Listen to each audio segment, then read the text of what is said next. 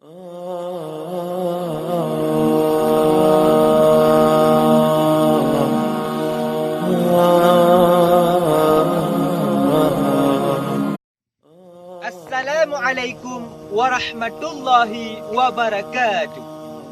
Alhamdulillahi rabbil alamin.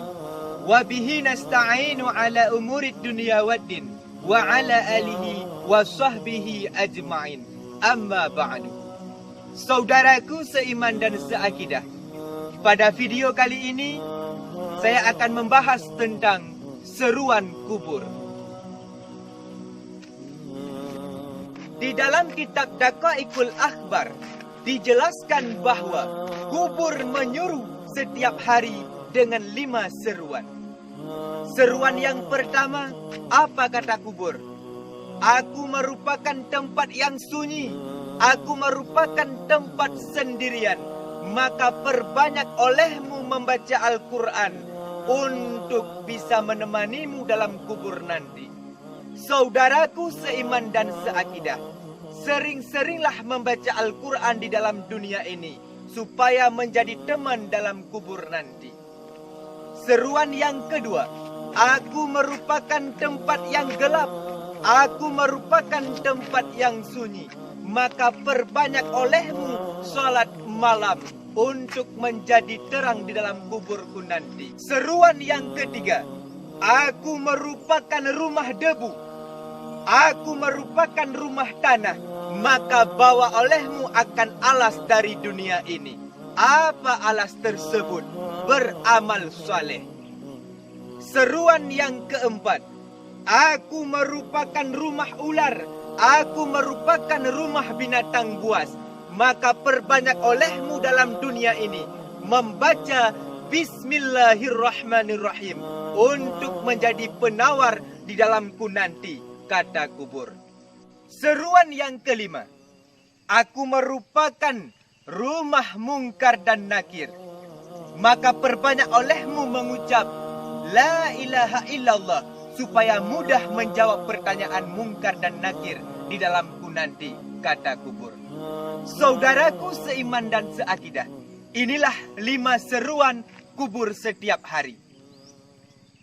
Kemudian di dalam kitab yang sama dijelaskan pula bahawa ketika ruh seseorang keluar daripada jasad, ketika ruh seseorang berpisah daripada jasad, lalulah 3 hari ruh tersebut memohon kepada Allah, Ya Allah, izinkan aku kembali ke dalam dunia untuk melihat jasadku di dalam kuburan. Allah pun mengizinkannya. Lalu ruh mendatangi kuburannya. Melihat dari kejauhan, sungguh telah mengalir darah dan nanah dari lubang jasad tersebut. Menangislah ruh seraya berkata, Wahai jasadku yang miskin, adakah engkau mengingat semasa hidupmu bahawa kubur ini merupakan tempat kala, merupakan tempat binatang buas? Kembali ruh menghadap Allah Subhanahu wa ta'ala. Setelah lalu 5 hari, ruh pun kembali kepada Allah memohon izin untuk kembali mendatangi kuburnya, melihat keadaan jasadnya. Allah pun memberikan izin. Ketika ruh tersebut mendatangi kuburnya, melihat jasadnya dari kejauhan, sungguh jasadnya telah dimakan ulat, cacing dan sebagainya. Apa kata ruh tersebut?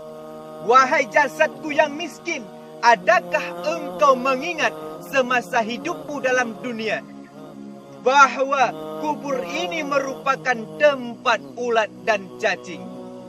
Menangis ruh kembali kepada Allah Subhanahu wa ta'ala. Kemudian ketika lalulah 7 hari, ruh pun kembali kepada Allah memohon izin agar bisa melihat keadaan jasadnya dalam kubur di dalam dunia. Allah pun memberi izin.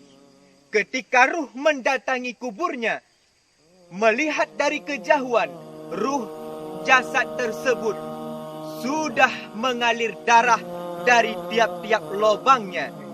Maka berkata ruh ketika itu, Wahai jasadku yang miskin, Wahai jasadku yang hina, adakah engkau mengingat semasa hidupmu bahawa kubur ini merupakan tempat yang sunyi, kubur ini merupakan tempat yang sepi, kubur ini merupakan tempat mungkar dan nakir. Menangis ruh kembali kepada Allah Subhanahu wa Ta'ala. Oleh karena demikian, semasih kita hidup dalam dunia ini, maka perbanyaklah bekalan untuk menghadapi kematian. Saudaraku seiman dan seakidah, inilah video kita kali ini. Semoga bermanfaat. Amin, amin ya rabbal alamin. Billahi taufik wal hidayah. Assalamualaikum warahmatullahi wabarakatuh.